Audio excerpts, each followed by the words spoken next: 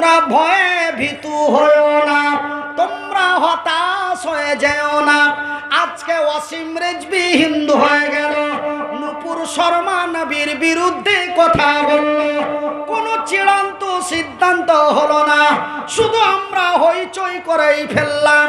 হযরতে আয়েশার ব্যাপারে কথা বলল, এমন করে কোরআনের উপরে আঙ্গুল তুলে দেয়, এমনি করে বাবরি মসজিদ ভেঙে রাম মন্দির তৈরি করে দেওয়া হলো, রাম মন্দির ভূমো পুজো হলো।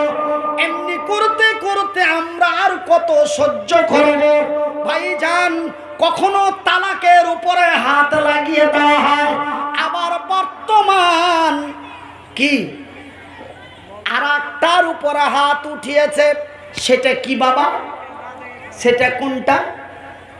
আমার আল্লাহ তার রাসূলের বিধি বিধানের মধ্যে পাওয়া যায়। রে যুবকের বাবা, রে সন্তানের বাবা, তোমার পুত্র সন্তানটি যখন পূর্ণ যুবক হয়ে যাবে, তার যৌবন এসে যাবে, রে যুবক, রে যুবকের বাপ, রে যুবক, রে যুবকের বাপ, তাড়াতাড়ি বিয়ে করো। রে যুবকের বাপ, তাড়াতাড়ি বিয়ে দিয়ে দে।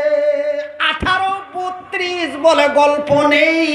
তোমার সন্তান যখন পূর্ণ যুবক অথবা যুবতী হয়ে যাবে, তার শরীরে যৌবন এসে যাবে, রে যুবকের বাবা, রে যুবতীর বাবা, তাড়াতাড়ি ওই যুবকের যুবতীর বিয়ে দিয়ে দাও। কিন্তু ভাইজান বন্ধু আমার, এটা ভারতীয় সংবিধানে নেতাজি সুভাষচন্দ্র বসুর উপরে, জওহরলাল নেহরুর উপরে এমন একটি সংবিধান ভারতের মাটিতে হলো গান্ধীজির আমলে। সেটা হলো 18 साल से पहले अगर कोई शादी दिया दाए और मुष्टि मारो। কত? 18।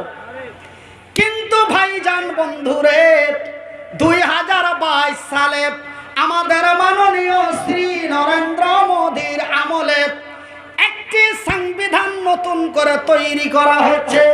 22 বছরের আগে, 21 বা 22-এর আগে কোন যুবক বা যুবতীর যদি বিয়ে দেওয়া হয়, ওই 18-র পূর্বে যেই শাস্তি, 22-এর পূর্বে ওই শাস্তি। এই খবরটা যখন একদিন পেপারে দেখলাম আর টেলিভিশনে শুনলাম, তখন আমার একটা কথা মনে পড়ে গেল। মনে কিছু নেবেন না,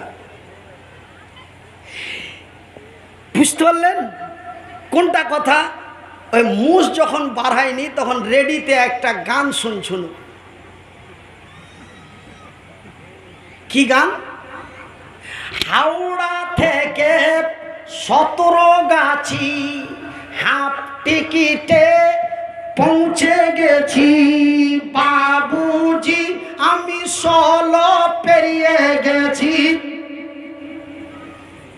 মানে ও বলতে চাইছে আর বয়স 16 হয়ে গেছে, এখন আগে চাহে হয় একটা ছোড়া বা একটা ছুরি। ছোড়া চাই ছুরি, ছুরি চাই ছোড়া। ওই জন্য প্রকাশ করলো, গানের মাধ্যমে প্রকাশ করলো। কি প্রকাশ করলো? আমি 16 পেরিয়ে গেছি বাবুজি, 16 পেরিয়ে গেছি। আমার ভাইয়ের, আমার বন্ধুরা, 18 যাওয়ার 2 বছর আগে ভারতের মাটিতে প্রকাশিত করলো আমি 16 পেরিয়ে গেছি। বাজারে 18তে যদি 16-র খবর হয়, তবে 22-এ কি খবর হবে?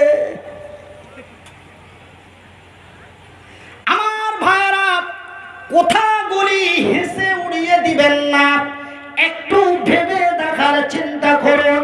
ভাইজান, 18তে যদি আমার যৌবনের জ্বালা আমি সহ্য না করতে পেরে আমি অন্যায় কাজে যদি লিপ্ত হয়ে যাই, তবে আমার 22-এর অপেক্ষা করতে করতে না জানি কতই না কি হবে। ভাইজান, জেনা এবং ব্যভিচারকে বাড়িয়ে দেওয়ার একটি গোপনীয় ষড়যন্ত্র। আমার ভাইরা, আমার আব্বা জানেরা, আমার বন্ধুরা, এই বলে বর্তমান মুসলমানেরা শুধু ভারতের পশ্চিমবঙ্গ নয় ভাই গো, পৃথিবীর বিভিন্ন দেশের মুসলমানেরা আজকে বড় চিন্তায় চিন্তিত। কিন্তু আমি মনিরউদ্দিন আপনাদের বলি বন্ধু, আপনারা জানো আমারই ভাই, আমি জানো আপনাদেরই ভাই।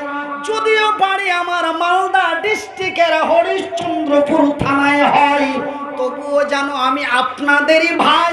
আপনাদের বিনীত অনুরোধ করে যায়, এইসব নিয়ে খবরদার টেনশন করবেন না।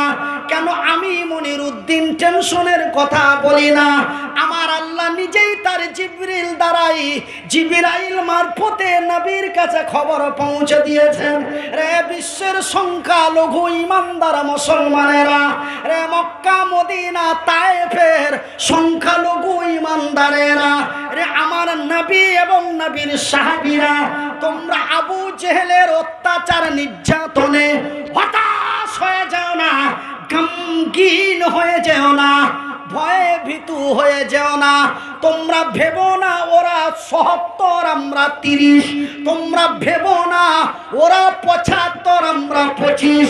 আমি আল্লাহ বলি রে, ওয়ালা তাহিনু ওয়ালা তাহজানু ওয়া আনতুমুল আলাউনা ইন কুনতুম মুমিনিন।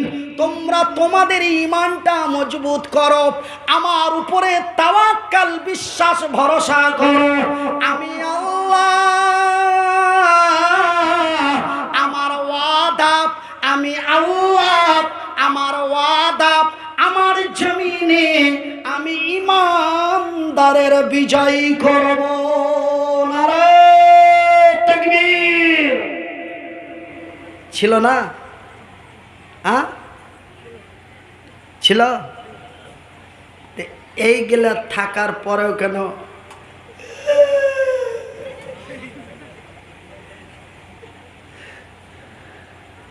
হাজি হাকে গুই ধারমা ওই দিন কারো গলা খাওয়াইছে? কোন দিন গেলা জি? কুরবানি।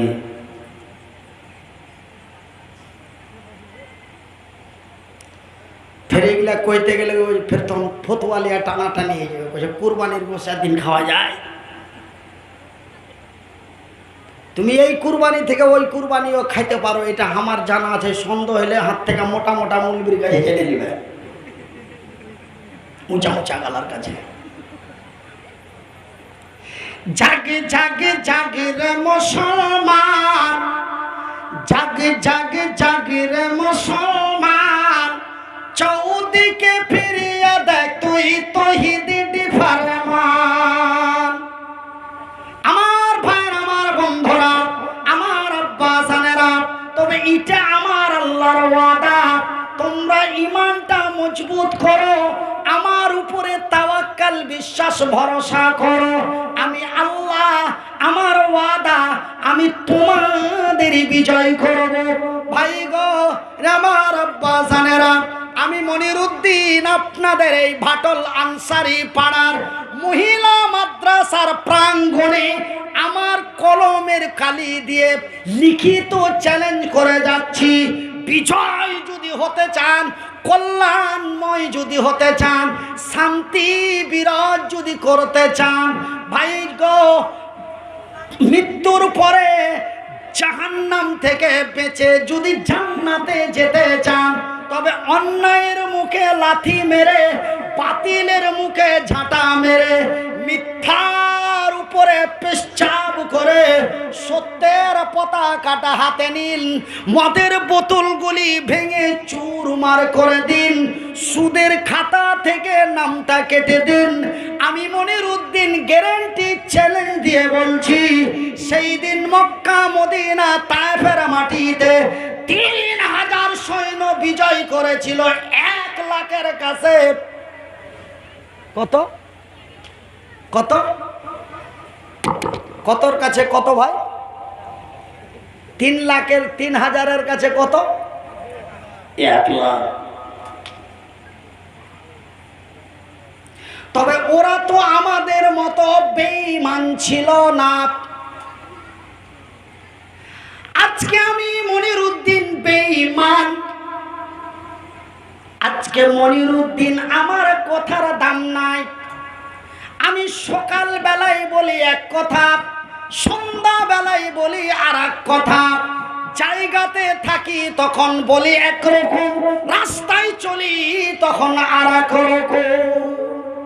আমি মনিরুদ্দিন বেঈমান, আমি মনিরুদ্দিন চিঠা, আমি মনিরুদ্দিন দালাল। সকাল বেলায় সেন্টুর লোক, বৈকাল বেলায় মন্টুর।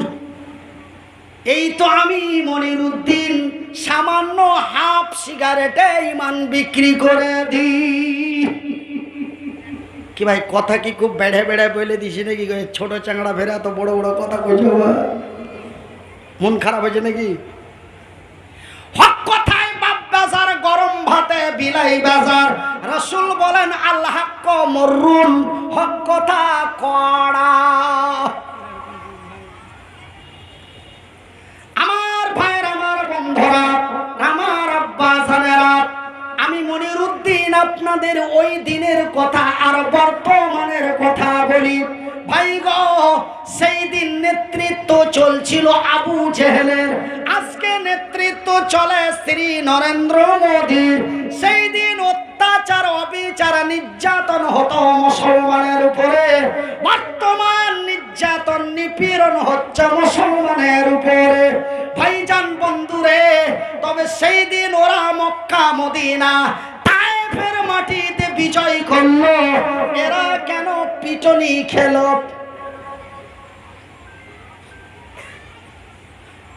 ভাই গো, মনে কিছু নেবেন না, ওরাও তো মুসলমান, আমরাও তো মুসলমান। ওরাও তো ছিল সংখ্যালঘু, আমরাও তো হলাম সংখ্যালঘু। ওদেরও নাম ছিল আব্দুল্লাহ, আমাদেরও নাম আছে আব্দুল্লাহ। ওরাও গরুর মাংস খেত, আমরাও গরুর গোশত খাই। ওদেরও মাথায় টুপি ছিল, ওদেরও মুখে দাড়ি ছিল। তবে ওরা বিজয় হলো, এরা বঞ্চিত হলো। ওরা বিজয় হলো, এরা পেদানি খেল। ও সেই দিন মক্কার মাটিতে কাবা, বাইতুল বাইতুল্লাহ, কাবা বাইতুল্লাহ, মসজিদে হারাম সুরক্ষা হলো। ভারতের মাটিতে বাবরি মসজিদ ভেঙে রাম মন্দির হলো। ভাই গো, ওরাও তো ছিল সংখ্যালঘু, আমরাও তো হলাম সংখ্যালঘু। কারণটা কি রে বলবেন মনিরুদ্দিন ভাই? আপনাকে যখন আমরা শোনার জন্য ডেকেছি, আপনি বলে দিন। ভাইজান বন্ধুরে, পার্থক্য হলো একটাই, ওদের ভিতরে দুইটা জিনিস মারাত্মক ভাবে ছিল, খুব স্পেশাল ভাবে। হৃদয়ের মধ্যে তাদের ভিতরে দুইটা জিনিস ছিল। একজন দাঁড়িয়ে বলতে পারবেন? তাদের মধ্যে দুইটা জিনিস ছিল। এই দুইটা জিনিসের কারণে তারা সেদিন মক্কার মাটিতে বিজয় হয়েছে। 1 লাখের কাছে 3000। তাদের ভিতরে অনলি দুইটা জিনিস ছিল। সে দুইটা জিনিস কি ভাই, একজন বলবেন?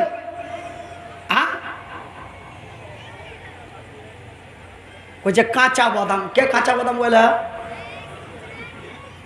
কি ছিল দুটা জিনিস? কি ছিল? একটা ছিল লোভ, আর একটা ছিল ভালোবাসা। দুটো জিনিস তাদের মধ্যে ছিল, একটা লোভ আর একটা ভালোবাসা।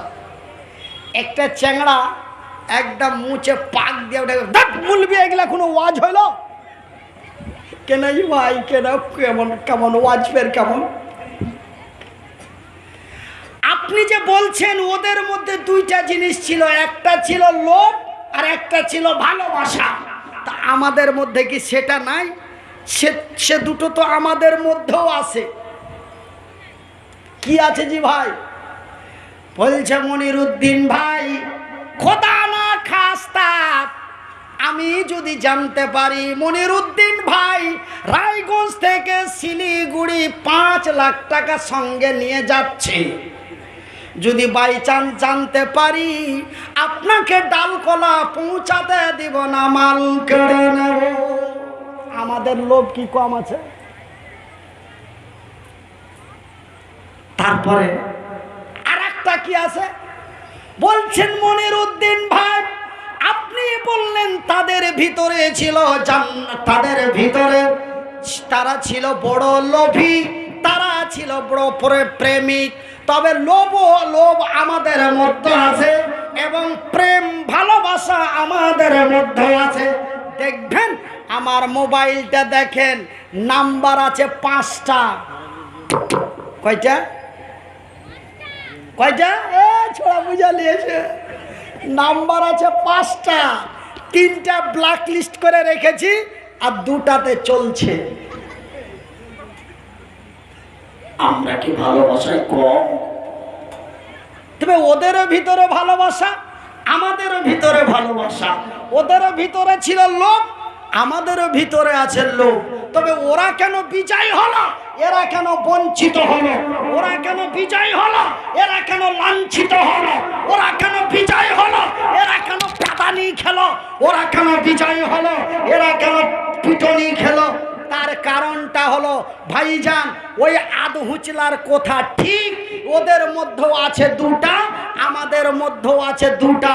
তবে পার্থক্য ছিল এটাই। পার্থক্য কি? ওরা জান্নাতের লোভে পড়ে। ওদের লোভটা ছিল কিসের? জান্নাত। ওরা জান্নাতের লোভে পড়ে, নবীর ভালোবাসায় পড়ে, নিজের বিবি বাল বাচ্চা রক্ত মাংস, ইন্নাস সালাতি ওয়া নুসুকি ওয়া মাহিয়ায়া ওয়া মামাতি লিল্লাহি রাব্বিল আলামিন। এটাই ছিল তাদের ভিতরে বন্ধু। ওরা জান্নাতের লোভে পড়ে, নবীর ভালোবাসায় পড়ে। ওরা আল্লাহর আকাশের নিচে জমিনের উপরে পৃথিবীকে দিয়েছে ইতিহাস। এরা ধন সম্পদের লোভে পড়ে, সুন্দরী রমণীর প্রেমে পড়ে, ধন সম্পদের লোভে পড়ে, সুন্দরী রমণীর প্রেমে পড়ে। এরা আকাশ জমিন পৃথিবীকে দিয়েছে লাঞ্ছিত।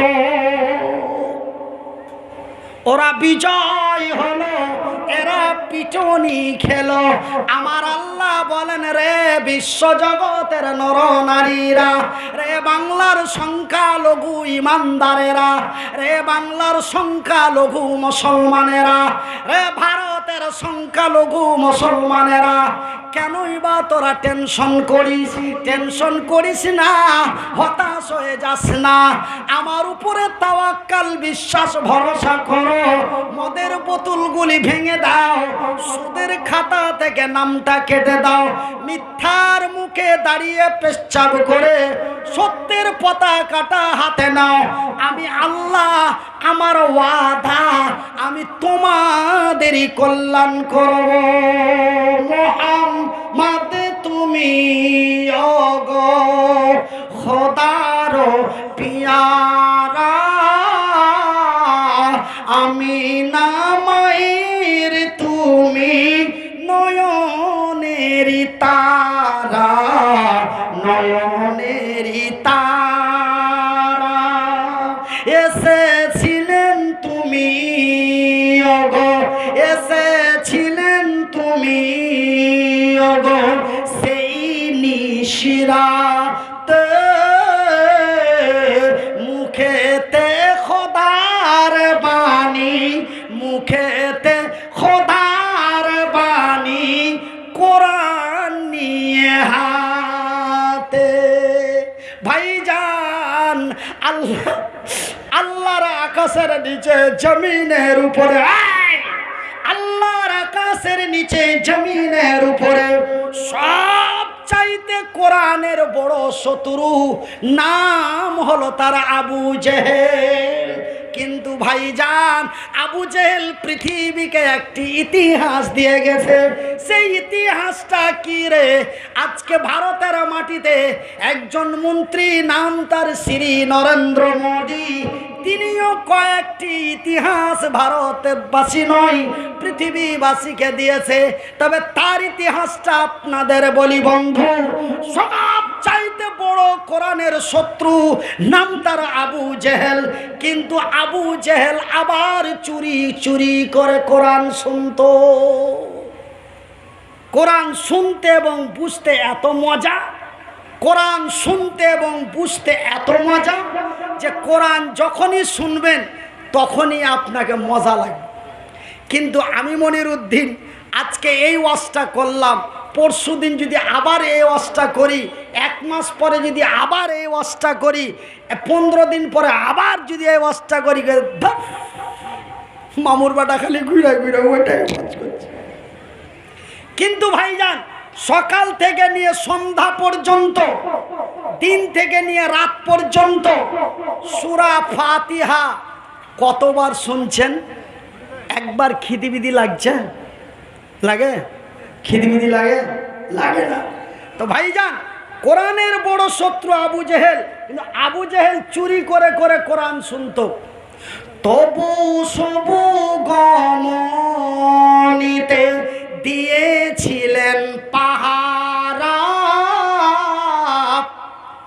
কইছে আমারকে একটা ভাটিয়া ভাষাতে, আপনারকে ভাটলের পাশে ভাটিয়া আছে জি? আচ্ছা ভাটিয়া আছে। ভাটিয়া ভাষাতে একটা কথা আছে, দেখো ইউটিউবেরা তোমরা এই কথাটা ছাড়িও না, আমি লক করে কইছি।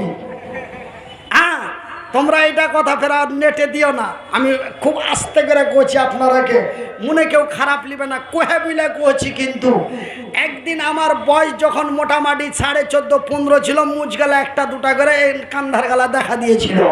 তখন দেখছি যে মায়ে লোকে গল্প করছে, আর করছে যে কি বহু শাশুড়ি যদি খাড়িয়া মুতে তো বহু পাক ঘুরা মুতে। তো ভাইজান বন্ধু আমার, এরকম আমার দিকে একটা কথা ছিল, আমি 14 বছর বয়স যখন ছিল, 14 বছর আগে নয়, বয়স যখন 14 ছিল তখন শুনেছি। তো ভাইজান যে বাড়ির মালিক তার ব্যবহার যদি এরকম হয় তো প্রজার ব্যবহার কি হতে পারে? তো ভাইজান জানেন যে আবু জেহেল নিষেধ করলো কেউ কোরআন শুনতে, আজকের তারিখ থেকে কেউ আর কোরআন শুনতে যাবে না। কিন্তু আবু জেহেল নিষেধাজ্ঞা করার পরে ও নিজেকেই কন্ট্রোল করতে পারেনি, রাত্রে আবার চলে গেছে চুরি করে। আর সবাইকে চুরি করছে।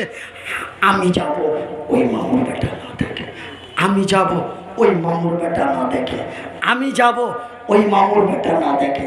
ওই মামুর বেটা করতে করতে সব মামুর বেটা চলে গেছে। এ তবু সবু গমনিতে দিয়েছিলেন পাহারা, তোমারি মধুর টানে, তোমারি মধুর টানে এই দিল পারা পারা। বিসমিল্লাহির রহমানির রহিম। আর রহমান আল্লামাল কুরআন, খলাকাল ইনসান আল্লামাহুল বায়ান। যেমন শুনতে মজা তেমন বুঝতে মজা। আর লক করে বাড়িতে বালিশে মাথা দিয়ে পড়ে থাকতে পারে? পারে নাই। ভাইজান ভারতের উত্তর প্রদেশের মাটিতে আমাদের ভারতের প্রধানমন্ত্রী শ্রী নরেন্দ্র মোদী, তিনি এক জনসভায় বক্তব্য দিচ্ছেন, আর পাশে থেকে একটি আওয়াজ ভেসে আসলো, আল্লাহু আকবার, আল্লাহু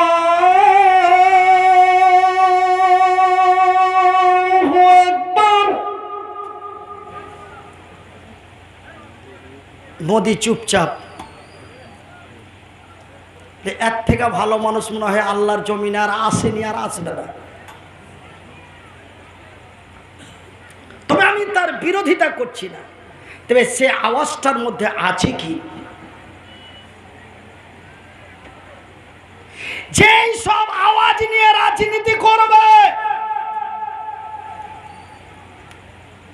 ওখানে যা হবে তার আগে এখানে আল্লাহ দেখিয়ে দেবে, ধরে বলি ইনশাআল্লাহ।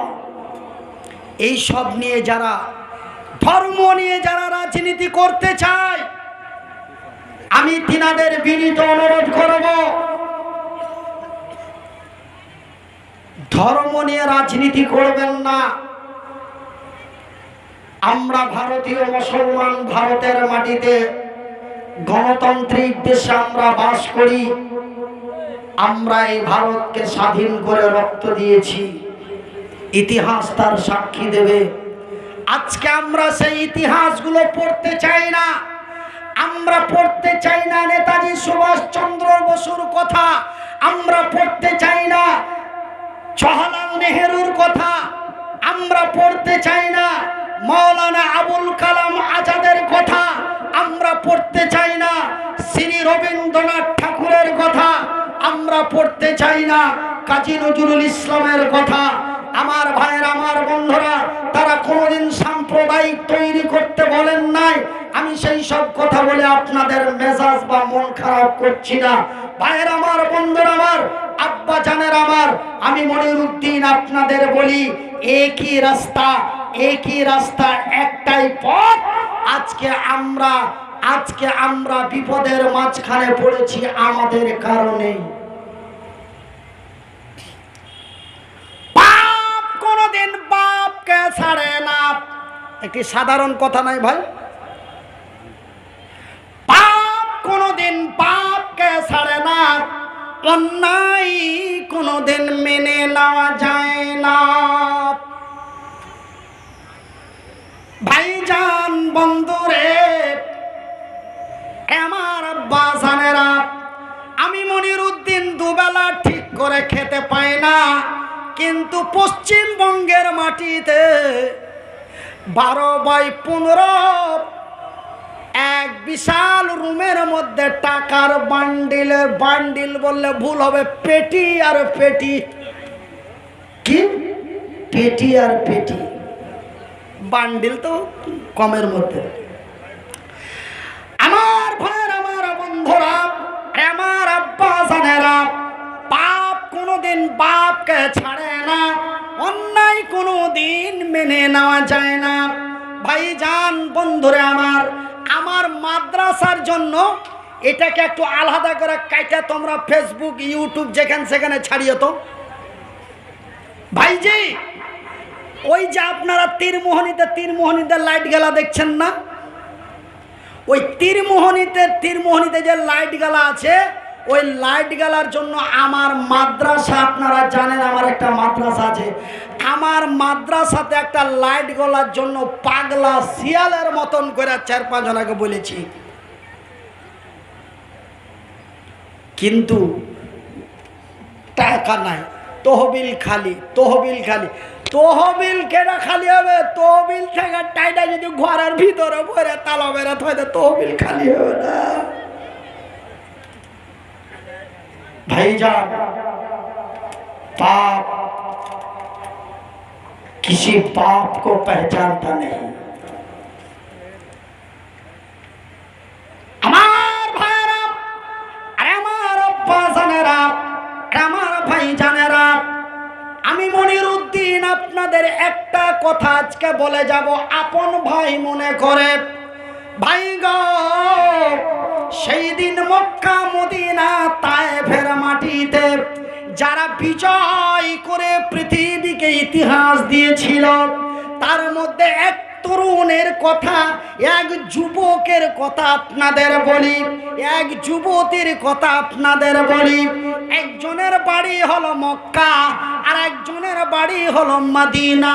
ভাইজান, বন্ধুরে, সেই যুবকেরা, সেই যুবতীরা, আমরা বাঙালি, বাংলার মাটিতে বাস করি। যুবক মানে পুরুষ, যুবতী মানে নারী, কিন্তু বিহারে গেলে একটু ভেঙে চুরে বলতে হয়। আমার ভাইয়ের, আমার বন্ধুরা, আমার আব্বা জানেরা, সেই তরুণ এবং তরুণী আল্লাহর জমিনে কি ইতিহাস করলো, তাদের উদ্দেশ্য কি ছিল রে? তারা ধন দৌলত, টাকা পয়সা, সোনা চাঁদি, যদি নবীর দিন কায়েম করি ছতলা বাড়ি করে দিবে, যদি নবীর দিন কায়েম করি তবে আমাকে 25,000 বিঘা জমি দিবে। না রে না, এমন কোনো উদ্দেশ্য ছিল না। উদ্দেশ্যটা কি রে? একটি হলো নবীর ভালোবাসা, আর একটি হলো জান্নাতের লোভ। এই জান্নাতের লোভে পড়ে, নবীর ভালোবাসাই পড়ে একটি মহা